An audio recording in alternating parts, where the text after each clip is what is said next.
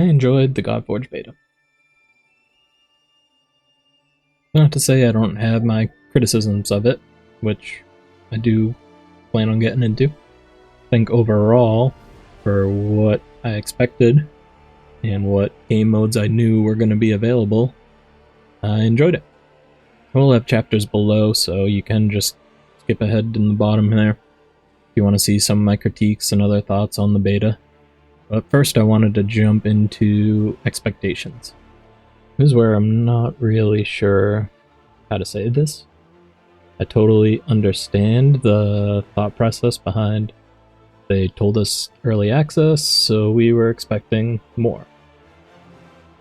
But for me personally, as soon as they said, oh, we got this investment, we're pushing early access back till potentially the end of the year, maybe further, and we're dropping a beta, that just screamed to me, hey, game's not ready.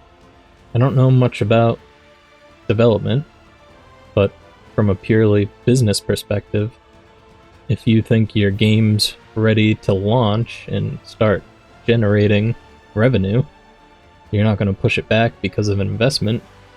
If you think it's ready to push out, you're going to move forward with pushing it out and use that investment to, I don't know, hire more team members or maybe put it towards marketing, something that's going to help push the game forward.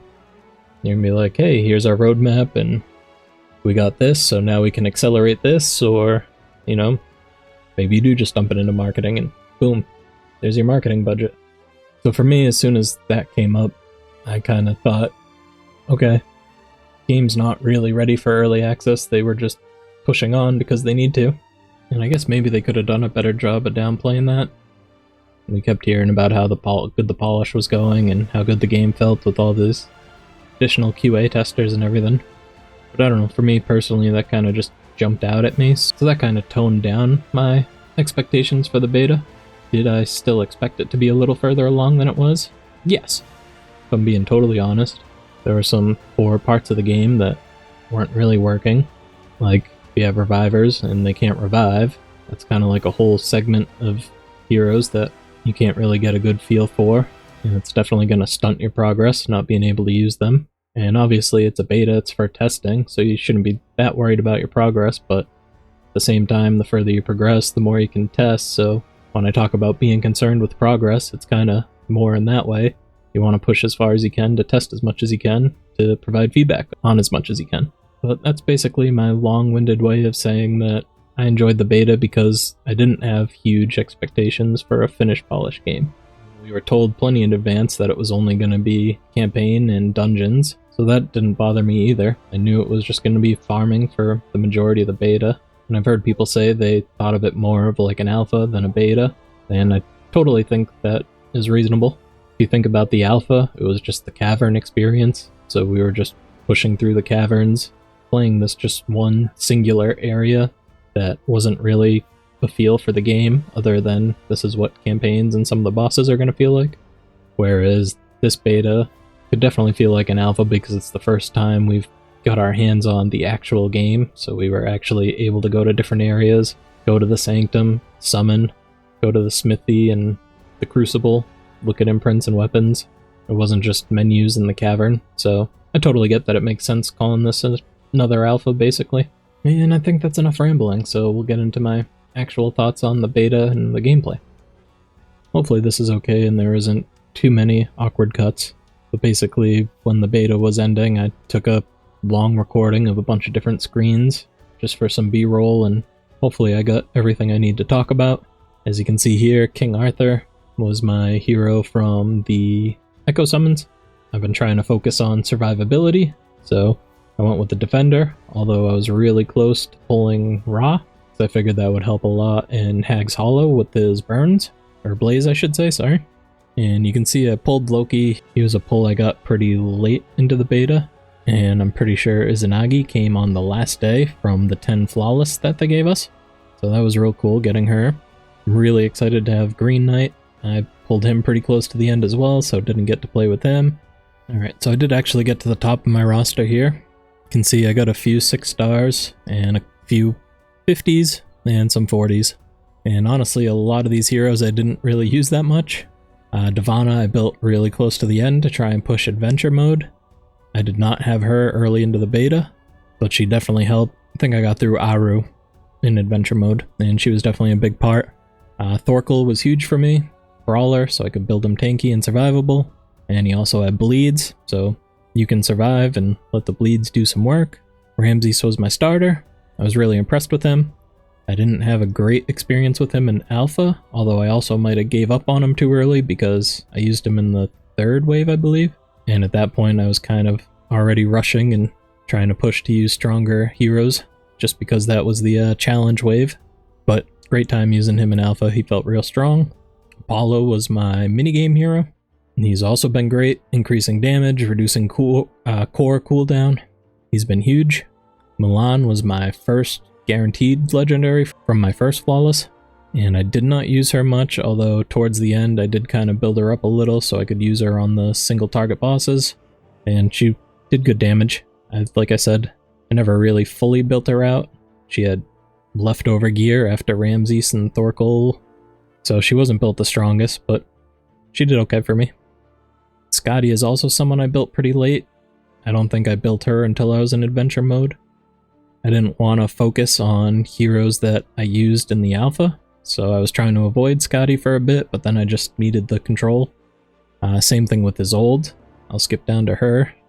Obviously she was huge in the alpha, so for the beta I leveled up Ninsun to use as a healer, and she did a real good job.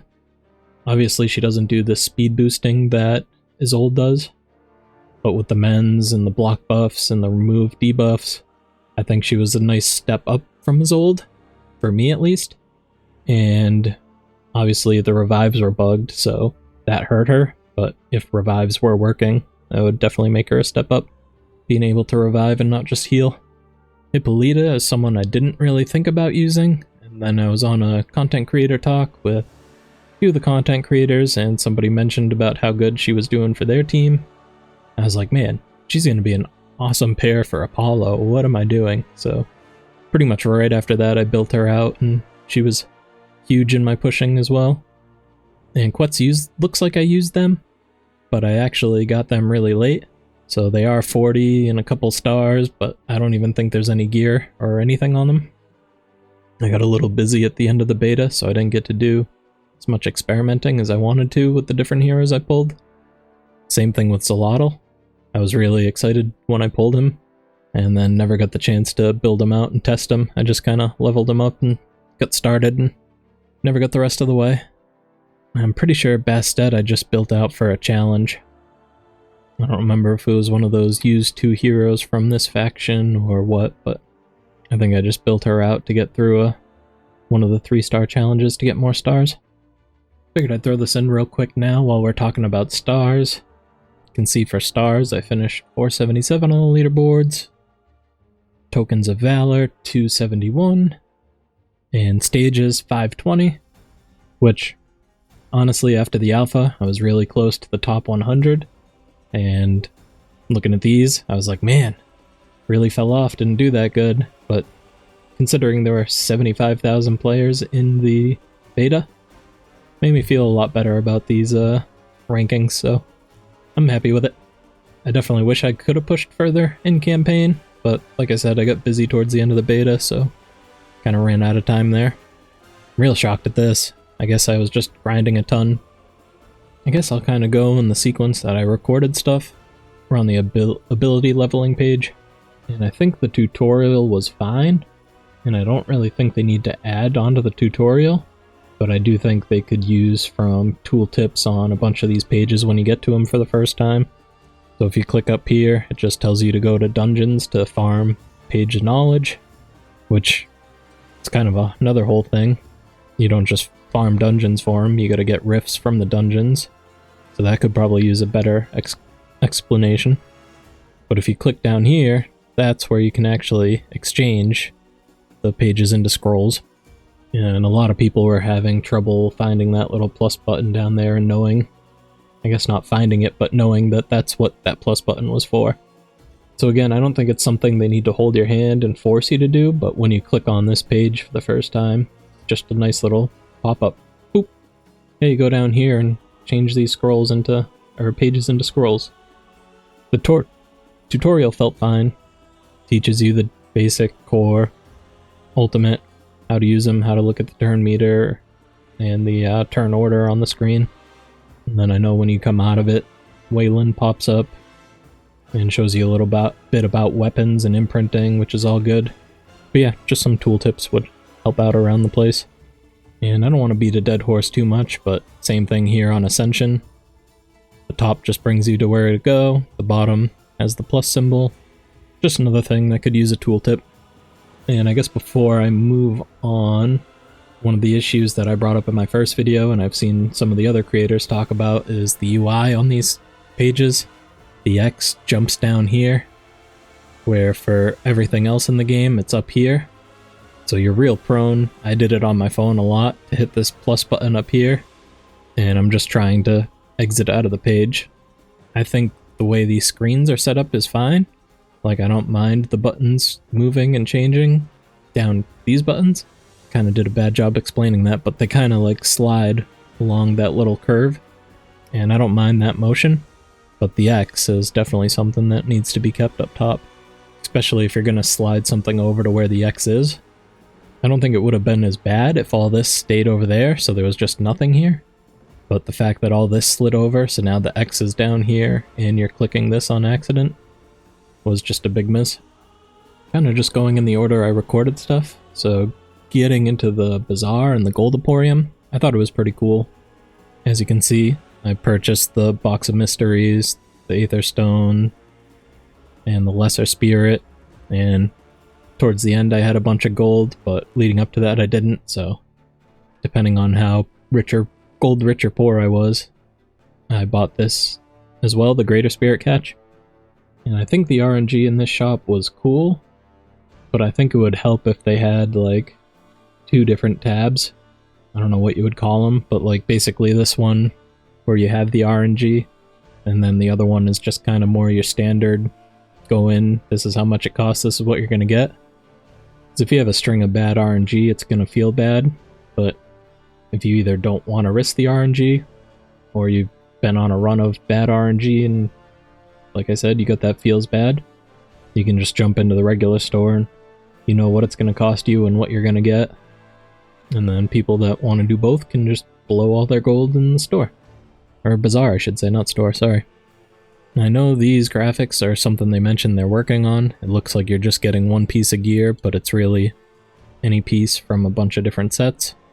But I think once they make that more clear, that'll be good to go. And then yeah, not too much to say about this stuff. It's nice having a spot to be able to go and get imprints. They're going to be real valuable in the game. And if you need to boost anything to help you wherever you need help, ascending, forging, leveling gear, you got crates that you can come in and buy. There was no spending in the beta, so when I say store, it's mainly just the ruby shop because we could just use our in-game premium currency, the rubies. But it was nice getting a little daily gift. Get a Mortal Aether Stone, which might seem underwhelming, but the fact that you have a chance to pull legendaries, as small as it is, but you have that chance from mortals, it's a great gift. And same thing with the energy refill. All the energy you can get helps. And the weekly ancestral and energy was nice too. I didn't really buy anything from this imprint tab.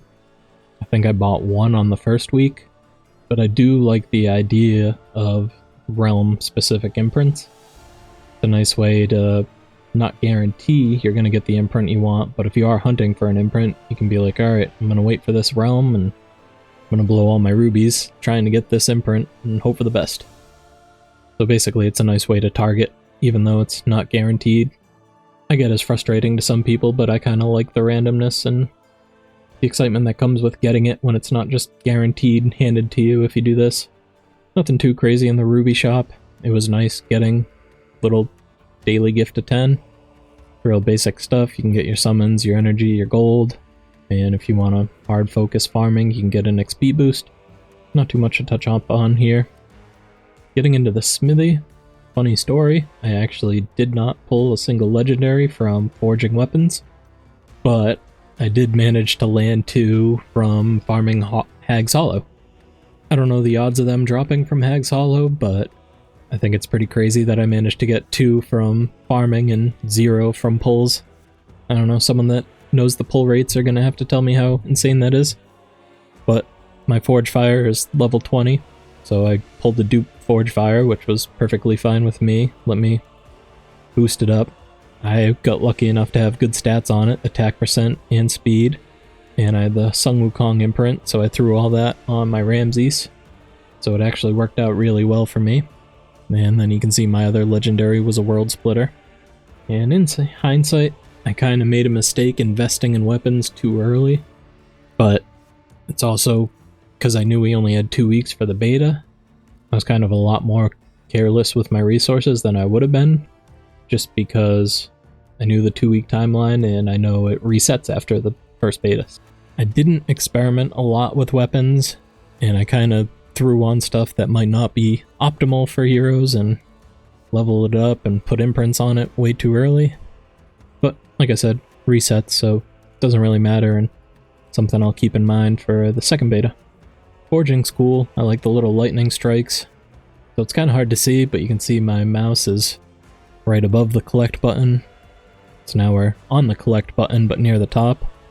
And you can see how it kind of overlays on top of the weapons. I click collect, and it brings me to the bow. And then I click collect lower, and it brings me back to the screen. There was an issue with buttons overlaid over other clickable objects, and clicking the wrong thing. So that's another thing that'll have to be fixed, but I don't think that's as impactful as some of the other bugs. The Crucible I didn't spend a whole ton of time in. I wanted to save my heroes for the second wave, so I didn't really use extraction to turn any of them into imprints. All these imprints were ones that I acquired just playing through the beta and buying the chests and stuff in the Gold Bazaar, Gold Emporium in the Bazaar.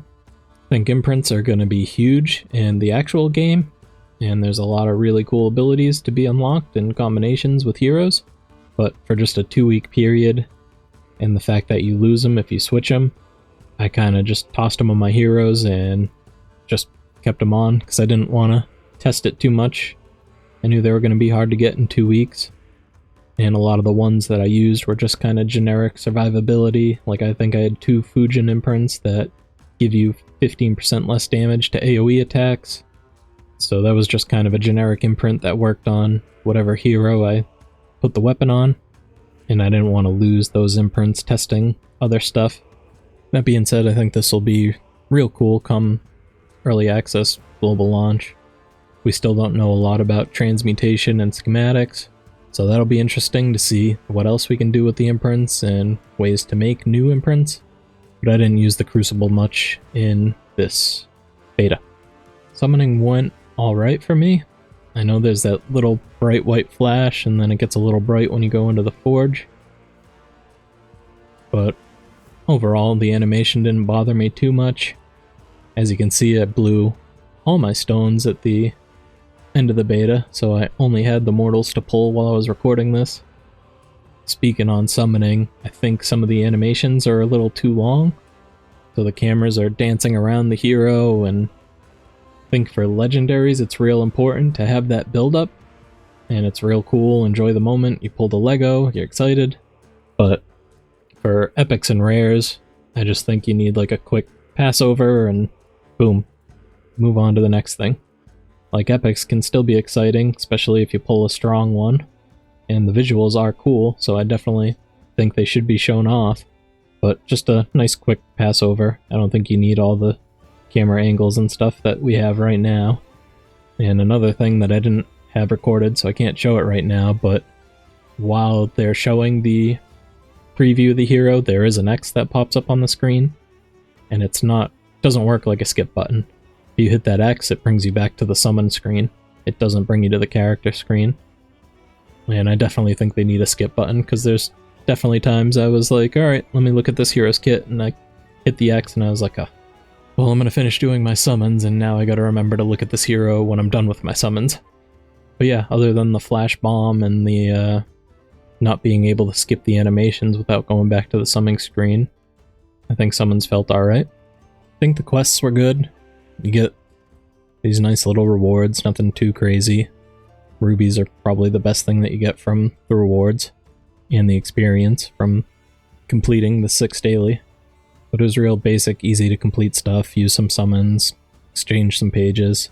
If anything, maybe the dungeon ones could be less specific and be like defeat a weapon dungeon 5 times. So that way there, if you're not trying to farm gear from Peta, you can farm gear from any, might have just said weapon dungeon, but I meant gear. You can farm gear from any gear dungeon instead of dialing in Peta if you don't want to. But other than that, quests were nice, easy to complete. I ran through them pretty quickly. Honestly, I think the most frustrating one was upgrade 5 pieces of gear, because you couldn't upgrade gear from the bag. You had to go into the actual character equipment screen to go to the gear to then start leveling stuff up. Whereas this screen, actually the go button brought you to the bag, so that was another thing that was a little awkward, is clicking the go button, go into the bag, and then you can't upgrade from there, so you have to leave the bag and go to the hero screen to upgrade the gear. Same thing with the weekly and the monthly, just, you know, generic quests to get through playing the game. Speaking of the bag, this piece is obviously maxed out, but you get the little button so you can sell from the bag, you can lock from the bag, which is nice. There's some good filters in here. But once I click on this piece, you can see there's no enhance level up option. So once I'm on this screen, you're literally just looking at your gear. So I really think they need to fix that so you can level up from the screen as well. I don't really show it well here, but one of the other overlaying button issues that I talked about is this select all. If you had gear underneath the select all button, it didn't let you select all to sell. So that was a little bit of a frustration, but it was also kind of easy to fix as long as you just scrolled down and didn't have anything underneath the select all button. Kind of wish I recorded showing it. Weapons, same thing as gear. I don't really think you need weapons in your bag because you can just go into the smithy, but if you're going to have them in here, let us level them up in here. Imprints probably don't need to be in here because you need to be on a different screen to put them on a weapon, and you don't really level up your imprints, so those can probably just be taken out of the bag. I do like that you can see we didn't use these materials in beta, but you can see the materials and your spirits. And then same thing, your resources. It definitely threw me off that your energy's in here, and then your energy refills look the same. So it looks like you have 2 different energy materials in your bag, but this is really just the total energy that you have left.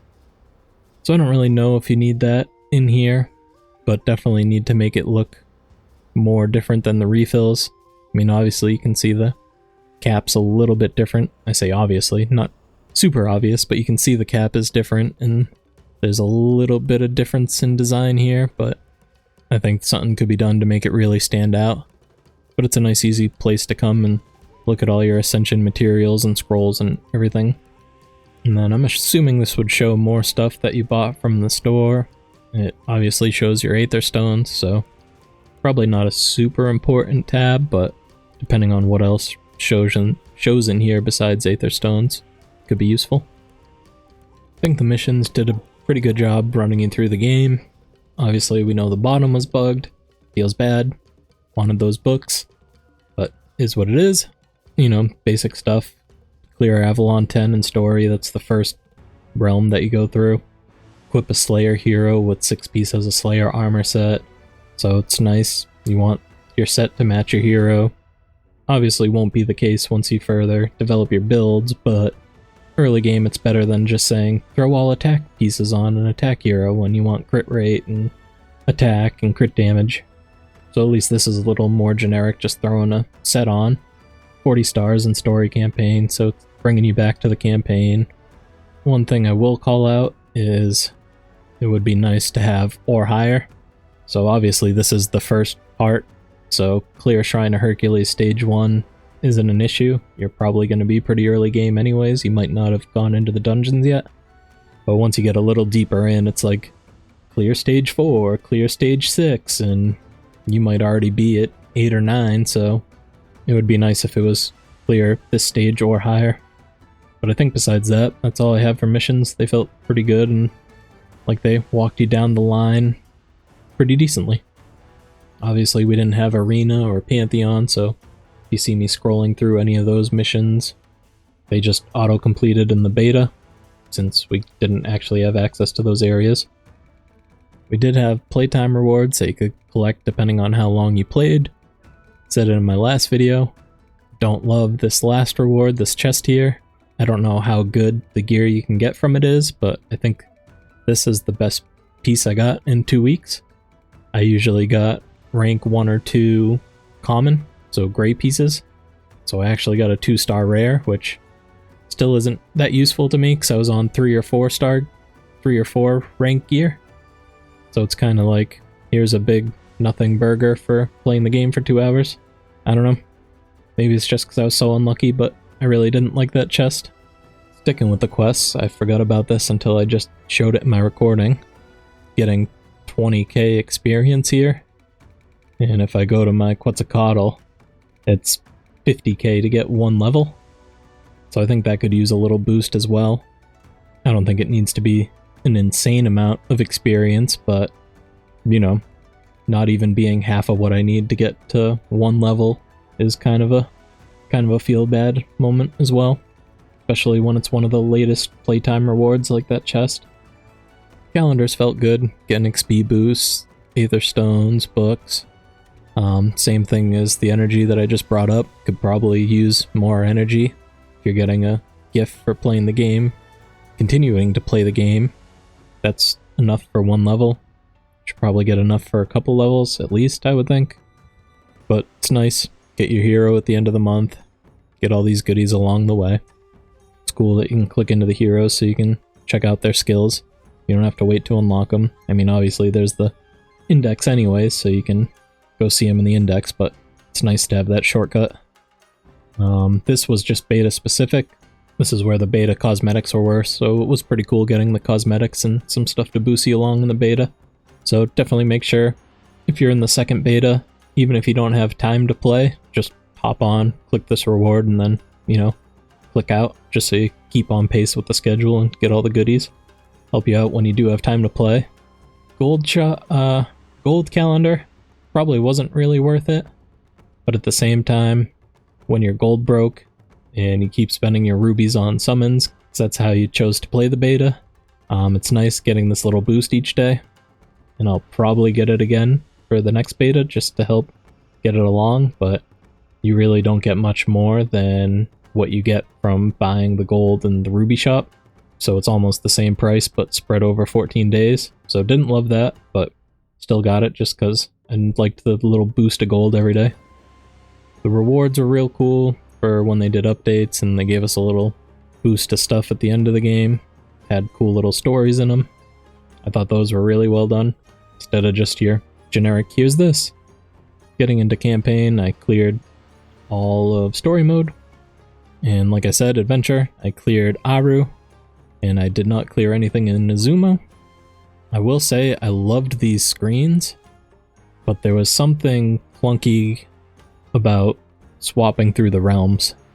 Like, I would go over here to click and drag, but I would end up clicking on Olympus, but then it would put me in Aru because Aru was the one in the center, even though I clicked on Olympus. So I absolutely loved the design. I love the background image. I like the little, I don't know what to call it, ethereal glow around the realms. Looks really cool, but I just think needs a little bit of work on the clunkiness of dragging, clicking and dragging, and accidentally clicking into the wrong realm when you're trying to click a different one. Can't exactly put my finger on it. For dungeons, I didn't make crazy progress. For the beta, I kind of really dialed in on my 5 main heroes that I was using, like I showed you earlier when we went through the roster. So I was kind of just powering my way through. I wasn't really deep diving into the different boss mechanics and stuff. So this shows the stage you were on, not the one you cleared. So I was on stage 8, 7, 7, 9, 8. And if we get to the other 2 dungeons, 8 and 9. Although Hag's Hollow was a little tough, even though I cleared 9, I think I was farming 8. And might have been the same situation with Svarog's Horde. I might have been farming 7 even though I cleared 8. But overall, it was cool seeing the bosses and the different mechanics. Just real quick, before I get on to what I wanted to talk about, I like that the bosses have a little animation. I think it's pretty cool and doesn't take up too much time. So one thing I wanted to touch on is before you get into the stage, there's a little stage info button that shows you the heroes, the main boss's different abilities, which is really useful, but something I didn't even clock until I was watching a video from HLock is the minions. You don't see their abilities on the stage info. You actually have to get to them in the battle, and you can click into them and see it. So I wanted to call that out. It would be real nice having that info on the stage info screen, so you can see all that to get ready for the battle. But if that's not in for Beta 2 or doesn't go in, you can click on this. It's an up arrow right now, but usually it shows the turn count, turn order, and it's a down arrow, so you click the down arrow to get this menu, and you can click the info to see all this info. So it's real helpful screen, so especially if you're having trouble seeing what the buffs and debuffs are on, you can come into this, you can look at your team or the enemy team obviously, and you can see the effects down here, and it stands out a little more. I mean, hopefully they fix it so they stand out a little more on the main screen, but you do have this option to come in and look. And it's also cool seeing how full their divinity bar is. You can see the percent full it is right here. And same thing with their turn meter bar. You can see what percent full it's at. So a lot of useful info in the info tab. I don't have any good footage of it in my B-roll, so I'll just let this random boss fights play in the background. The one thing I want to talk about before I finish is the story. I thought the story was good, not great. I know a couple people referred to it as the Princess in Another Castle story mode, which I really don't mind that much. So it kind of kept the intrigue going, like, alright, you get to the end of this campaign, you find this out, but you have to go to the next area to find out more. Kind of kept you engaged and gave you a reason to jump from realm to realm. So I wasn't too upset with that, but it definitely did seem to get a little repetitive. It was go to this realm, and you gotta talk to this person, but you have to fight to prove that you're worth it. And you're an invader into the realm, so they gotta attack you and stop you. So that part got a little bit repetitive, always having to fight to get to who you need to talk to. I think they could kind of accomplish something similar without adding too much to the story, just by having slightly different events in each realm. Maybe the first few realms, yeah, you're this new powerful being, you're the Scion, you've just been awoken, and the realms are scared, so it makes sense. First few realms, okay, you're gonna have to fight your way, you're the scary new force coming through. But maybe once you get towards the middle of the realms, words kind of spread around about you, and now that the characters in the story know what you're kind of looking for, or know that you're looking for something, not necessarily that you're a threat, maybe it could kind of turn into, okay, you go into this realm and there's some uprising by this faction of heroes in the realm, and the good guys, this faction of the realm, is trying to stop that uprising that's disrupting everything. And the Scion walks in. It's like, oh, Scion, you're this powerful being. If you want our help, you know, demonstrate that you're really on the up and up, and that you're really trying to bring good to the realm. Help us put down this uprising of this evil thing, or this group of bad heroes. So I just think little notes like that could help. You know, you don't have to have the most in-depth. We don't need the total history of the conflict between this faction and this faction in the realm. But, you know, just knowing that there is some sort of tug-of-war in the realm itself, I think is just more interesting than constantly having to, alright, prove yourself by fighting your way to me.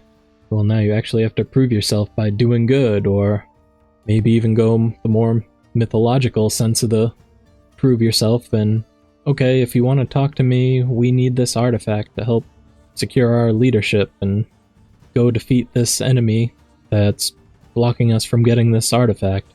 I just think there's a few different directions they could go versus always fighting your way to prove yourself. I mean, obviously you would still be fighting all these different battles along the way. I just mean in the sense of the story, where this character is hidden behind fighting all these waves to get to him.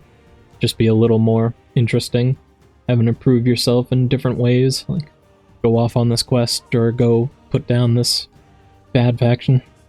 that's all I had for the story. I know there's a lot more cooking for the adventure mode, and I'm really excited. I know there's going to be some more in-depth background info coming, and some deep dive into some of the different heroes, so I'm really excited for that. Also, I liked both of the cutscenes that they did, where they had the rendered image, or they also had the kind of, I don't know what to call the other one other than parallax. They had the parallax, and they had the rendered images, and honestly, I was kind of happy. Either way, I like both of those. I might be a little more partial to the rendered images, just because I liked actually seeing the heroes and the surroundings that they're in, but wouldn't be mad either way. The only thing I will say is I wish the story didn't replay every time you entered a stage. Again, I said this in my last video, but I would click into a campaign to see what the 3-star challenge was. You have to skip the story, which obviously isn't a huge deal, but it's just that extra having to skip every time. But basically, you click in, skip, see what the 3-star thing is, go out, prepare your heroes, go back in, see the story again, have to skip it again, and if you forget what you were looking at and have to go back to the hero screen, back to the story, it's a bit much having to skip it every time. Would definitely love if the story just showed on the first time. I don't mind the story in between every wave, I think that helps keep you engaged, but I also don't think it would be the end of the world if they cut back and did like every couple levels or something. That also wouldn't be the end of the world. I know some people aren't interested in the story and are just gonna skip it all anyways. I usually like to try to engage in it, so as long as it hooks me in, I'll sit and watch it all. And for Godforge, I did sit and watch it all. I just didn't love having to skip it every time I went back into a campaign mode. And speaking of the stories, I totally agree with the people wishing it would just autoplay. A lot of the times I would make it to a cutscene and kind of put my phone down, and I would have it so I could still see it and follow along, but maybe I'd have to type on my keyboard or something, and might have been playing at work a little bit, maybe. So I'd put my phone down where I could see it, and then the story would go, and then it would just stop, because it got to the end of the text. And I'm like, alright, let me stop what I'm doing, tap, stop at the next text, stop at the next text, you know? I think it would be real good if it just read through everything for you. Or if there's at least a switch option, so you can switch it into auto-read. With everything being voice acted, you don't have to read. I mean, obviously, if you have your sound off, you're not going to hear it, but I think with the voice acting, it's fine to just keep on going through without the interruptions at the end of each text. I guess the last couple things I want to touch on, I don't even really want to bring this up because I know they're working on it, and a ton of other people brought it up, but hero leveling was real painful. Part of the reason I had 3 6-stars was just because I didn't want to sit there grinding leveling up, but they are working on a bulk upgrade, so hopefully that pain point will be relieved. Would love if they get it before they do the second beta, but as long as it's in for early access, that's the real key part. And as for the graphics of the heroes, I don't really have too much to say on it. I'm pretty easy to please in that regard. I didn't really mind how the heroes looked. I know it is a mobile first game technically, so they need to do what they can to keep it optimized for mobile and not to go too crazy. And I guess that kind of sounds negative, but to clarify, I do like the way the heroes look. I think the skill animations look good in the battles, the hits feel pretty impactful. Obviously they still have some more polish to do with some of the lighting and stuff, but even just watching the battle now, the hits feel real impactful and cool animations to look at when the skills are popping off.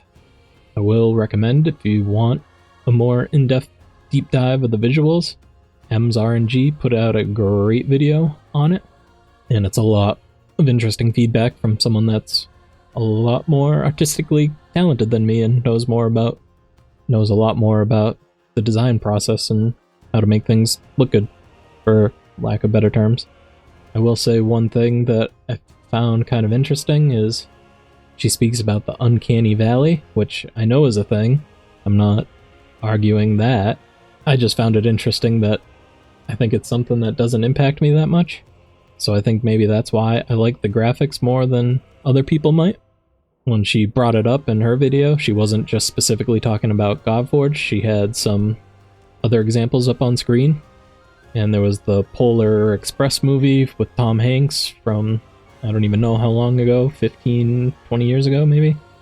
And there was also the Beowulf movie that came out I want to say roughly around the same time, but like within a few years. I don't mean at the same time, but I could be way off on that.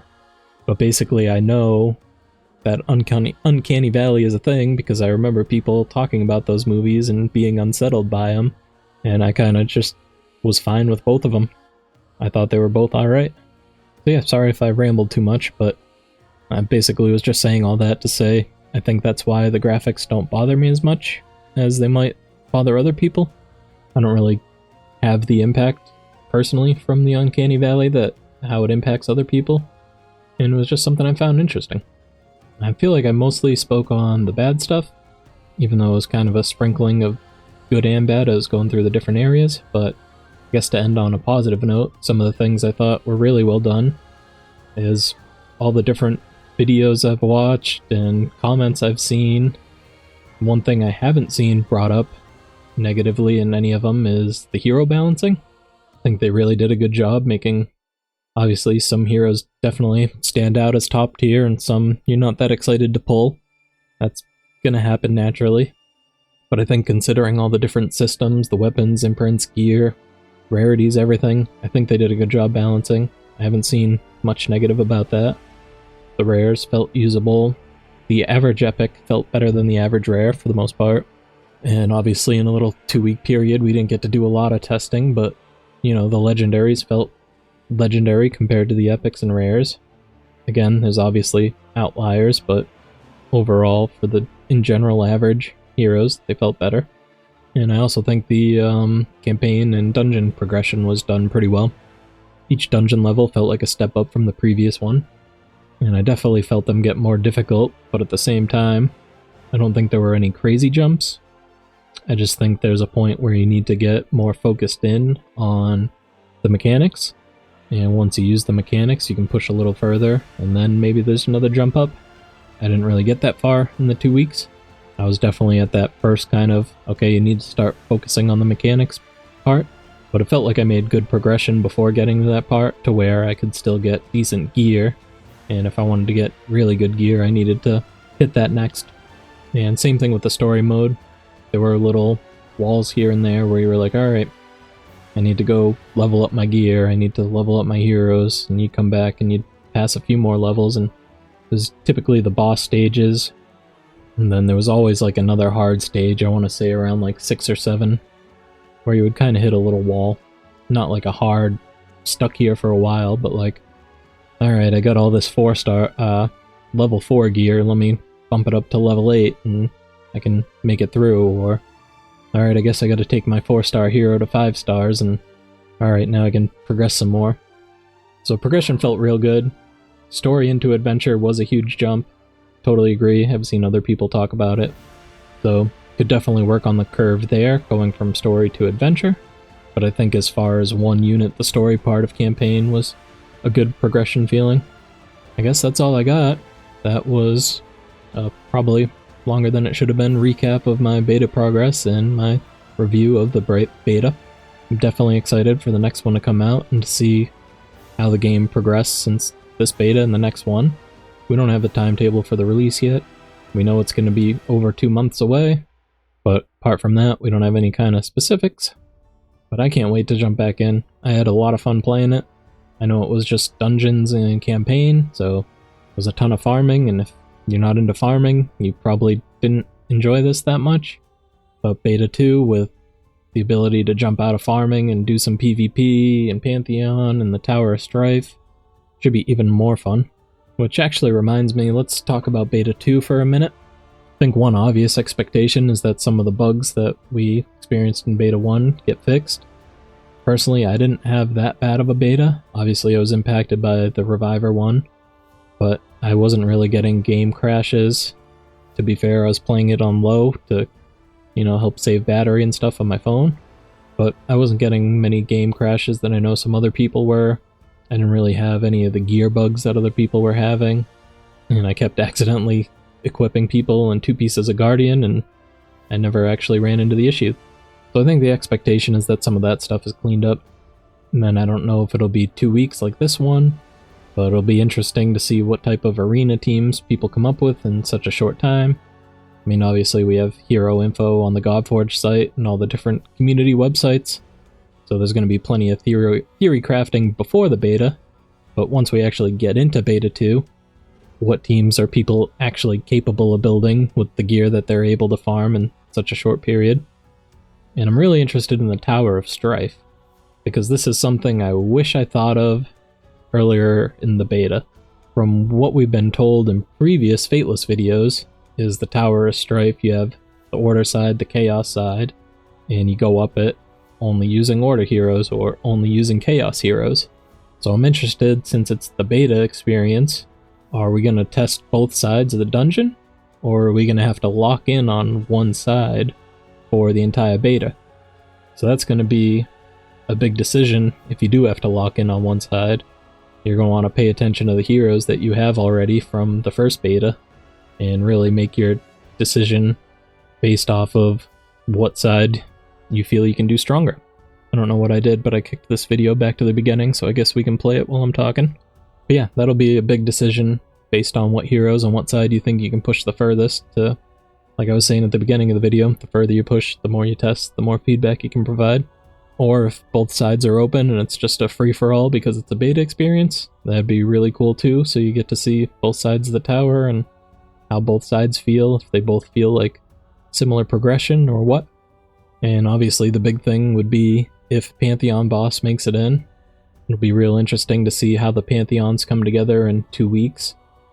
Are you going to have to hit a certain threshold to join a Pantheon, or are you just going to be able to jump in and go because it's the beta? How hard is it going to be to hit that threshold if there is one in the 2-week period? I'm assuming it'll be something easy like clear the first campaign or reach account level, 5 or 10. But these are things we're going to have to be on the lookout for heading into the second beta. And I think right now it's way too early to ask those questions and get answers, but definitely something I'd be interested in asking the Fateless team about, maybe as we get a little closer to it. But yeah, now that's really all I have for this video. Hope you enjoyed and have a good one.